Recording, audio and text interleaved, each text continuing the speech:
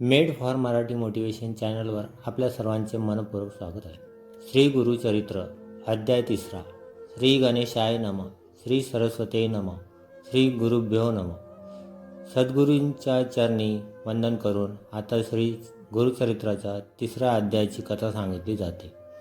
या अध्यायात श्रीपाद श्री वल्लभांचा अवतार, त्यांच्या बाललीला, भक्तांवरील कृपा आणि अद्भुत शक्ती यांचे वर्णन आहे. दत्तगुरूंचा अवतार महिमा ऐकून नामधारकाचे मन भक्तीने भरून आले होते. तरीही त्याच्या मनात आणखी एक जिज्ञासा निर्माण झाली होती.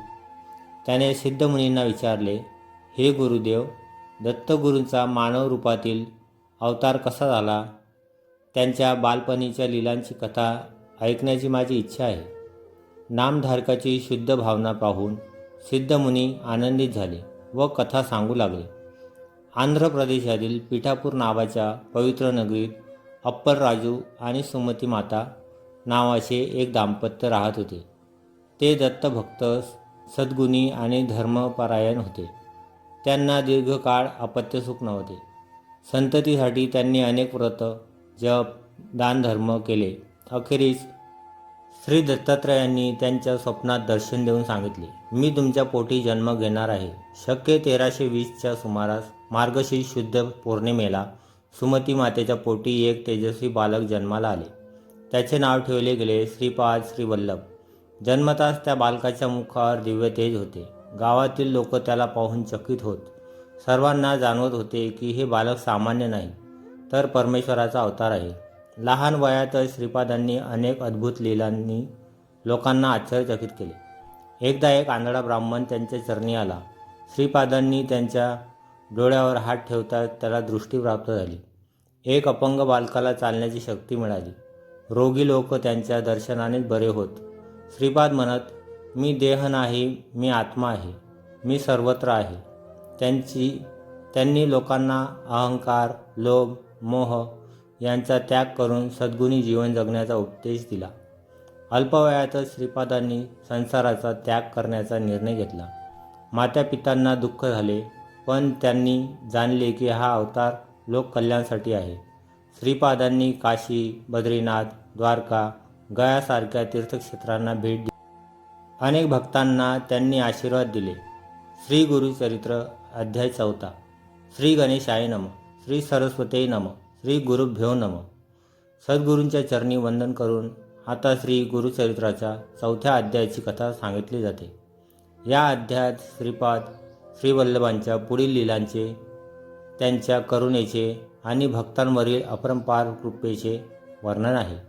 3 अध्यायातील श्रीपादांच्या बाललीला ऐकून नामधारक भावविभोर झाला.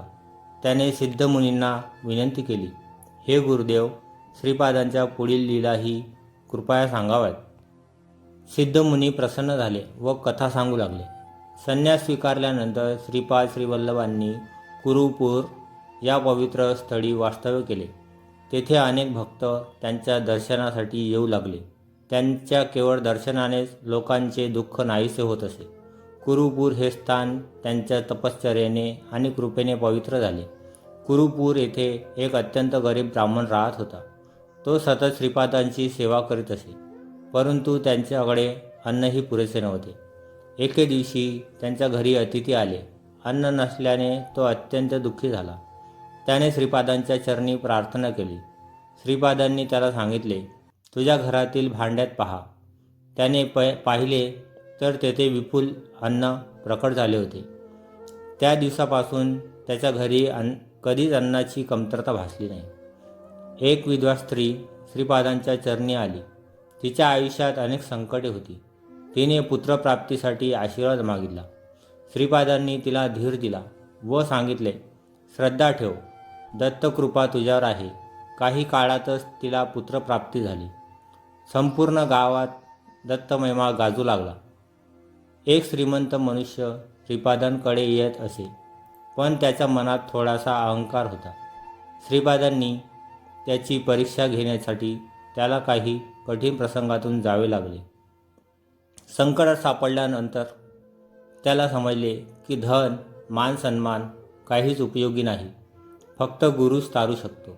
त्याने अहंकाराचा त्याग केला आणि त्याचे जीवन शांत झाले. श्रीपाद म्हणत असत, भक्ती म्हणजे केवळ पूजा नव्हे, तर अंतःकरणातील शुद्ध भावना आहे. त्यांनी लोकांना सत्य, दया, क्षमा, नम्रता यांचे पालन करण्याचा उपदेश दिला. श्रीपादांच्या लीलांना लोक चमत्कार म्हणत, पण ते म्हणत, ही माझी कृपा नाही तर तुमच्या श्रद्धेचे फळ आहे. त्यांनी भक्तांना शिकवले की श्रद्धा व सबुरी ठेवली तर सर्व काही शक्य आहे. या नामस्मरणाचे महत्त्व सांगितले आहे. श्री गुरुदेव दत्त हे नाम जपल्याने भय दूर होते, संकटे टाळतात, मन शांत होते, पापांचा नाश होतो. लोककल्याणासाठी कार्य पूर्ण झाल्यावर श्रीपादांनी गुरुपूर सोडण्याचा निर्णय घेतला. भक्त अत्यंत दुःखी झाले. श्रीपाद म्हणाले, मी देहरूपाने जात आहे, पण माझे अस्तित्व सदैव येथे राहील. अशा प्रकारे 4था अध्याय समाप्त होतो. जो हा अध्याय श्रद्धेने वाचतो त्याच्या जीवनातील दरिद्र, भय आणि दुःख दूर होते. मित्रांनो, व्हिडिओ आवडल्यास श्री गुरुदेव दत्त अशी कमेंट नक्की करा. व्हिडिओ आवडल्यास लाईक करा, शेअर करा. नवीन असाल तर आमच्या चॅनलला सबस्क्राईब करा. धन्यवाद.